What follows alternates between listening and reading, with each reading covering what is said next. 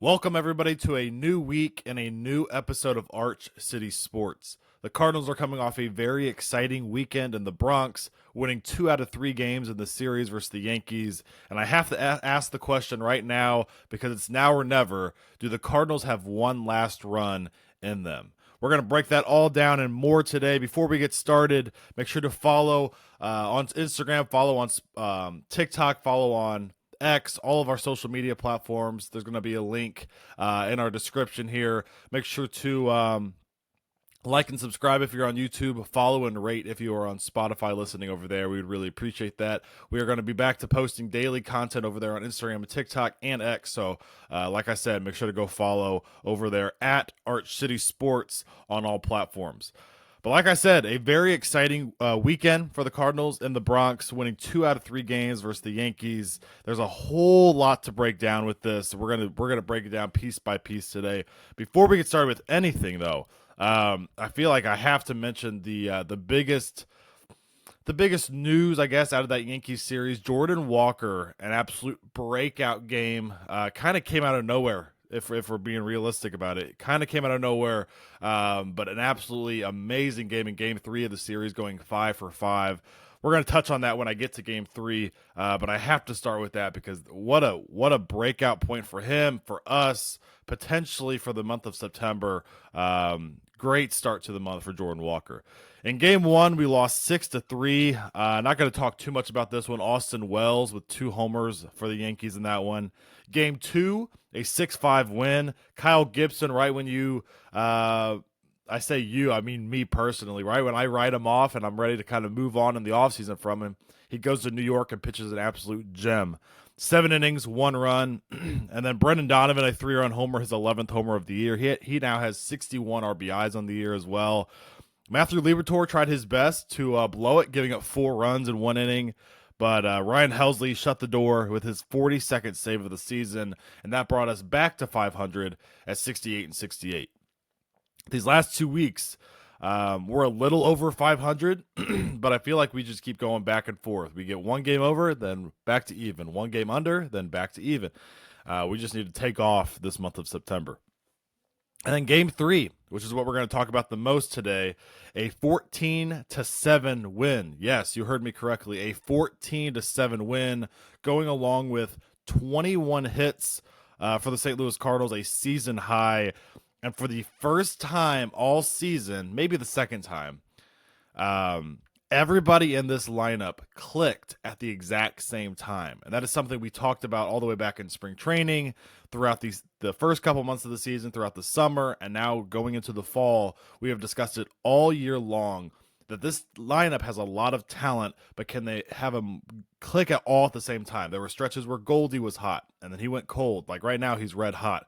And again, we're going to get to that all in a second too, but had stretches where Arenado was hitting the cover off the ball. Then he went ice cold. And while he was hot, Wilson Contreras couldn't hit, and vice versa. We have not had a moment where all these guys have clicked for a long, I guess not even a long period of time, a couple weeks at a time, a certain stretch of time. And maybe on September 1st, maybe that gets us going for the rest of this season. I will say, though, the only other time I could remember this year where all the lineup clicked at the same time was the first inning, and I don't even remember who against a couple weeks ago, where we scored 9 in 1 inning to start the game in the first inning. But this is easily the best offensive performance of the year against Nestor Cortez, who has a really good streak coming into this start. Last couple starts, he had been really solid. So very good to see the offense click, especially against a starting pitcher like him. Like I mentioned, Jordan Walker goes 5 for 5. Lars Nootbaar with 3 hits and a homer as well. Walker and Nootbaar combined in this one went 8 for 10 with 2 homers and 8 RBIs. And those are 2 guys that I don't want to say can carry your offense, because that's I think would be a stretch. But those 2 guys can really play a huge role in this offense.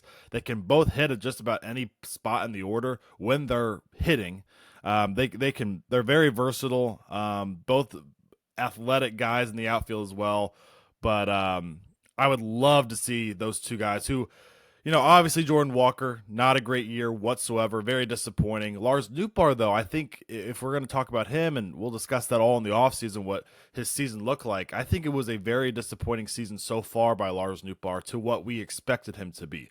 And that doesn't just come to average, but even his OPS has dropped. His on-base percentage is not as high as it usually is. So Lars Nootbaar is definitely, and as of the last couple weeks, has kind of been in a pretty bad slump. Like I mentioned, the average is not a huge thing for him to keep an eye on, but he was under 230 at one point, and a huge day yesterday from him and Jordan Walker really helped their stats, but hopefully, more than anything, help their confidence moving forward, and hopefully they can do, have more performances like this month of September. I mentioned Paul Goldschmidt. He is red hot right now. 15 for his last 27. He's now batting over 240, which I cannot remember the last time he was over 240. Probably back in May, even if it was that. A very disappointing season, obviously, but 15 for his last 27, and maybe, just maybe, I said this a couple times this year when he went on stretches. Not to this significance though. This is a pretty good stretch of time. A 6-7 game stretch here where he's really about a week where he's just hitting the cover off the ball. I don't think he's had a stretch like that all year long. But I've said this before where maybe he just turned the corner. I said that when he hit the walk-off homer a couple weeks ago, a couple of big hits he had earlier in the season too. I was like, maybe this gets him going. This is a week of play, though, where he's hitting the cover off the ball. So maybe, just maybe, he can put us on his back this month of September. Most importantly in this series, offense and defense kind of to the side here. It was that we slowed down Aaron Judge and Juan Soto. Juan Soto in the series went 4 for 13. That's like a 307 batting average, but he only had one RBI. Along with that, Aaron Judge goes 1 for 12 against the Cardinals this weekend, 7 strikeouts, 0 homers, 0 RBIs. And that is not with Sonny Gray or how well Palante's has been pitching. This is with Kyle Gibson, who had come off a very bad start versus the Padres. This is Eric Fetty, who didn't pitch great in game one. He gave up 4 runs. And then you had Miles Michaels, who got kind of hit around as well, giving up 5 runs. I think only 3 of them were earned. But these are not like your 3 studs that you throw out there. It's not the Sonny Gray ace. It's not the, I'm going to throw him out there because he's been so good this year. And I'm, again, going to get to this too, but Lance Lynn, how well he's pitched this year. And it's not how, the Andre Palante, how well he's pitched. It's Aaron Judge, the best hitter on the planet, and we slowed him down. Not only slowed him down, I was going to say we neutralized Judge and Soto, but Soto had an okay series, I guess, 4 for 13, not a whole lot of damage being done, but we full-on stopped Aaron Judge. The Cardinals full-on stopped Aaron Judge. 1 for 12, 7 strikeouts, 0 RBIs. That is no production at all from the number 1 hitter and MVP, in the American League. A lot of you guys throughout this season have been on Ryan Helsley, even though he's had such an amazing season. A lot of you guys are really on him. These last 10 games has been a lot more consistent, but before that, there was a stretch of time, a couple weeks there, where he was letting guys get on base, and every save he had, you guys said were, made you feel uneasy about the situation. It wasn't a, clean sweep in the 9th inning. Well, I do have a stat about Helsley's dominance this year that should add some, clarity to that situation. 42 saves, obviously, we know that. A 2.34 ERA, really good ERA, we know that. But how about this? He has a 1.47 ERA this year versus every team in the major leagues besides the Chicago Cubs. So if you eliminate the Chicago Cubs, he is almost Emmanuel Clase level with a 1.47 ERA. And he's had, his struggles the last couple of years too against the Cubs. If you look at the numbers that guys like Ian Happ have against him, Suzuki, Cody Bellinger has really good numbers against him. I believe Dansby Swanson had really good numbers as well. So you eliminate the Cubs, and I don't think we play the Cubs this month of September, if I remember correctly. So a 1.47 ERA, I mean, he's without a doubt been a top 3 closer in baseball even including versus the Cubs with his overall numbers this year. But a 1.47 ERA against everybody not named the Cubs. I mean, I trust Ryan Helsley just about more than anybody besides maybe Emmanuel Clase when it comes to closing out games in 2024. Reinforcements are here for the St. Louis Cardinals. And obviously in September, there's a roster change. Guys are added. You get 2 more players to get called up. Now, it's a topic for another day. I do wish that this was the 28-man roster they have during September. I wish that was all year long. Again, a topic for another day. But throughout the year, you have 26 guys on your roster, and then now you get 2 guys called up. So we called up Steven Matz, who had been solid in AAA. I really like him pitching out of the bullpen, though. I said this a couple times on this podcast, how he can kind of air it out in the bullpen. He doesn't have to hold back much, and I like that for him. He's one of those guys also, I mentioned it like last episode, where he'll give you a couple really good innings and then he'll blow up one inning. And so that's why out of the bullpen, I really think he can just air it out, focus on 1 inning, maybe 2, in a game where we need innings, maybe stretch him out even further. But I think he could be another weapon in that bullpen. Michael Ciani was also recalled. Ollie says that he's going to be our starting center fielder moving forward, moving Victor Scott on the bench. That's one of the questions that one of you guys asked, so I'm not going to touch on it right now. I'm going to finish up the episode with that. But I don't hate that. I mean, it's fair to Michael Ciani. Yes, Victor Scott has been producing way more than what he did to start the year, and he's been really fun to watch. But Michael Ciani absolutely deserves everything after what he was doing before he got injured, which is just so sad to see that he got injured during that stretch because he was really producing for us. The other reinforcement is Lance Lynn. Lance Lynn is on his way. Now, we had a rehab start last night in AAA Memphis where he gave up 5 runs and 5 innings.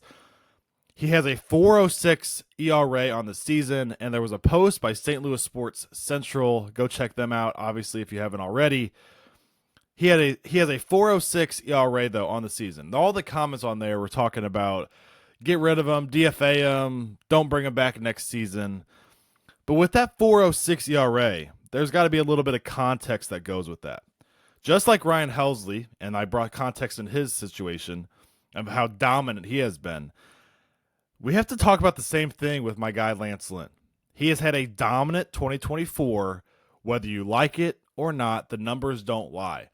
Now, with that, just the blind look, you look at that 4.06 ERA, he hasn't won a whole lot of games this year, and you say, that's not a dominant season. AJ, you're crazy.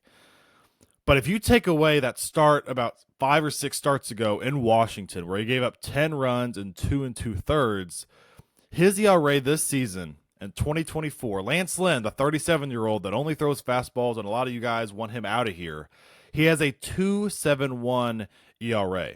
Lance Lynn has been extremely good this year and extremely consistent besides that rocky start in Washington, where he kind of just had to, instead of taking him out after giving up 6, he kind of just had to eat that next inning. And so ended up giving 10 runs, ballooned his ERA, and so that's why it sits at 4.06 rather than, like I said, a 2.71 ERA if you take that start out. So Lance Lynn, right when he comes back, he's immediately in that starting rotation. I'm not worried about one rehab start where he was probably just throwing stuff up there, getting his rhythm back in AAA. Lance Lynn 100% deserves to be in the rotation when he gets back in the next week or so. And he also 100% deserves to be back as a St. Louis Cardinal in 2025. And we will discuss all of that in the next coming weeks. So what's next? What's next for the St. Louis Cardinals? We have 24 games left in the season. We are 69-68. The division is out of our reach, obviously, being 10 or 11 games back from the Milwaukee Brewers, who we play next for a 3-game series in Milwaukee. But the Atlanta Braves are not playing good baseball. They lose 2 out of 3 to the Philadelphia Phillies, and we are now 5 games back out of the wild card with 24 games to go, a month to go in the season. And if the series versus the Yankees shows us anything, is that we're not going to go down quietly. We're going to make this interesting at least, and it might come down to the very end of the season in a very exciting fashion, hopefully like back in 2011. It's very exciting right now. I think as a Cardinal fan base, we need to be uplifted and excited after how we performed in New York this past weekend. Like I said, we play the Milwaukee Brewers in a 3-game series, a Monday, Tuesday, Wednesday this week. Today, Monday on Labor Day, a 1:15 start. Andre Palante versus Freddie Peralta. Sonny Gray is in Game 2 versus Aaron Savali. And Eric Fetty in Game 3 versus Colin Ray. Now, Palante versus Peralta, you look at the names coming into the season, of course, Freddie Peralta came into the season with top 15 pitcher in the major league potential. He just does not get deep into ball games because he's very inefficient with a lot of his stuff. He gets a lot of strikeouts, but it racks up that pitch count big time. So I think that's a very even matchup, especially with how well Palante's been pitching. Sonny Gray versus Aaron Savali. Savali with an ERA close to 5 on the season.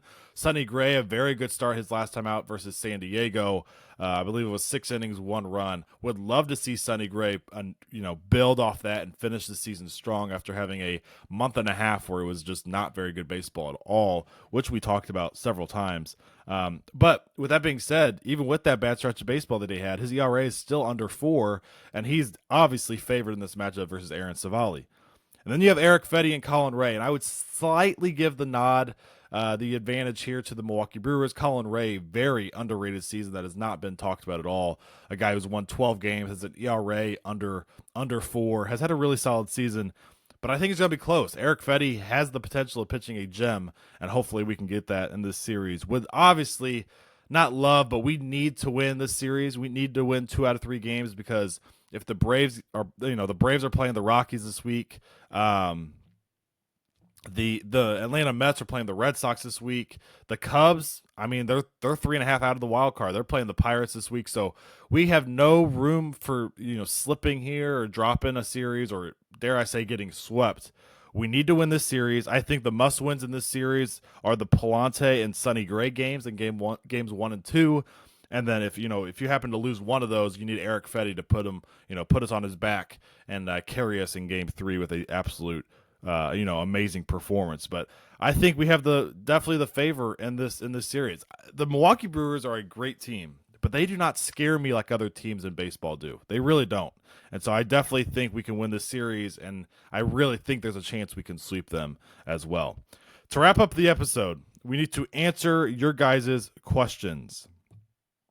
So we're going to start with Joel Weber, my guy Joel Weber from Instagram. He says, would you start Michael Ciani or Victor Scott? Ali Marmol says he's starting Michael Ciani. And for the rest of this season, because we're still kind of in the thick of it here, now only being 5 games out of the wild card, I am 100% okay with starting Michael Ciani. Now in the offseason, we can possibly discuss Victor Scott's future as a Cardinal and him being the future, so he needs to start. And Michael Ciani, probably doesn't have a whole lot that he hasn't already shown. There's not a whole lot of progress he can make. Well, Victor Scott has not even reached, anything of what he can do at the major league level. But for the rest of this season, when it comes to consistency, Michael Ciani has obviously missed some time, but right when he got injured, he was really solidifying that center field spot. Obviously, we know what he's been defensively, but offensively, he was producing as well. And so I don't mind throwing him back in there. Now, if Michael Ciani comes back and is really rusty the first 3 or 4 games, I am not against pulling him at all because at any point now, you need to win baseball games, especially at this part of the season. There's no room for error at all. We have to stay on top of it also. But no, I'm 100% okay with starting Michael Ciani. I've become a pretty big Michael Ciani fan. This last, throughout the season, it just continues to progress. So, Joel Weber, thank you for that question.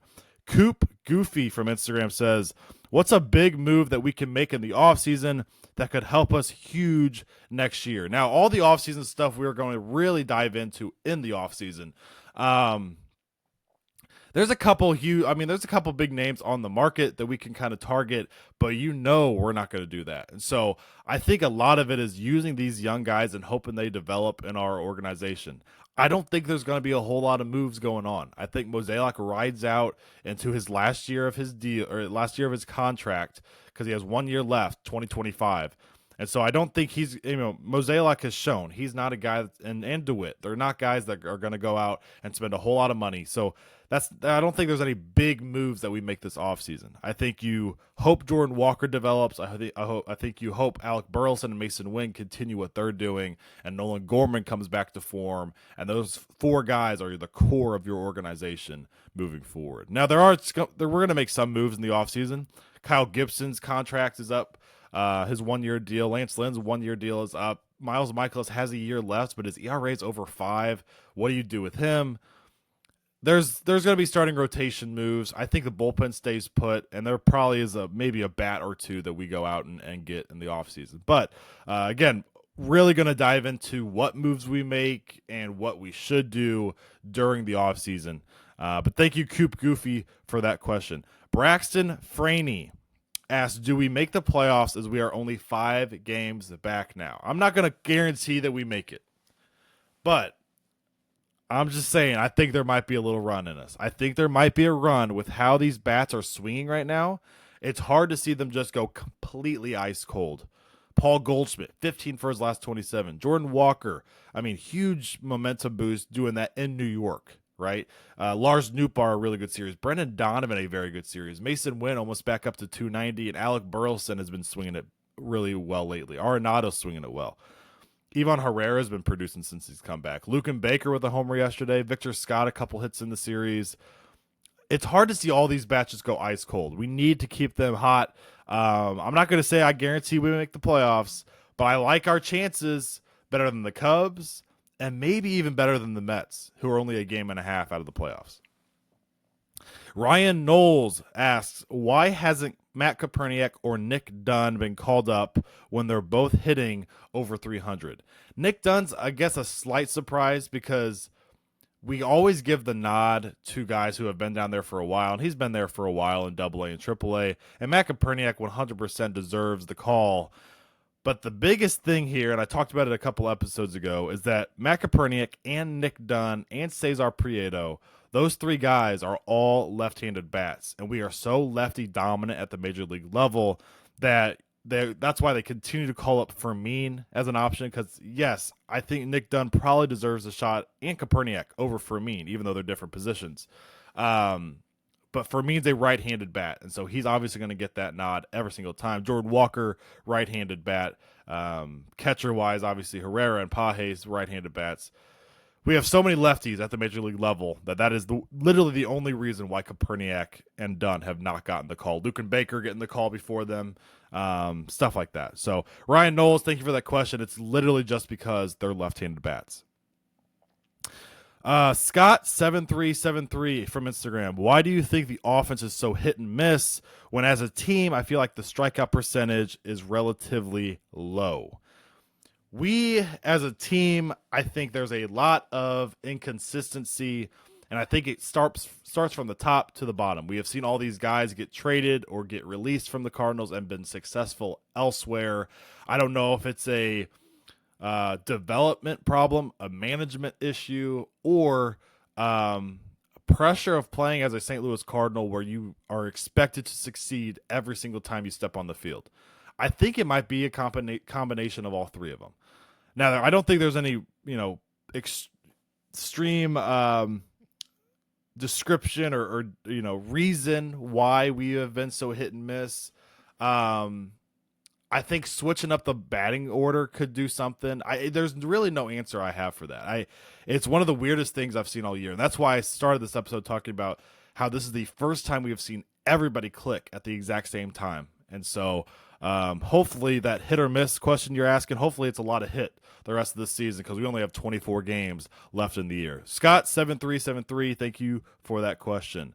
My boy, Zach Harms, my guy he said, play the youngsters the rest of the year. Goldie and Nato are hot. Let's make a run. I cannot agree with you more, my boy. Let's make a run of this thing. I love playing the youngsters. Now, I am 100% okay with playing Michael Ciani over Victor Scott as of right now because unless Ciani comes back super rusty, I think he has higher upside the rest of this season than Victor Scott, if that makes sense.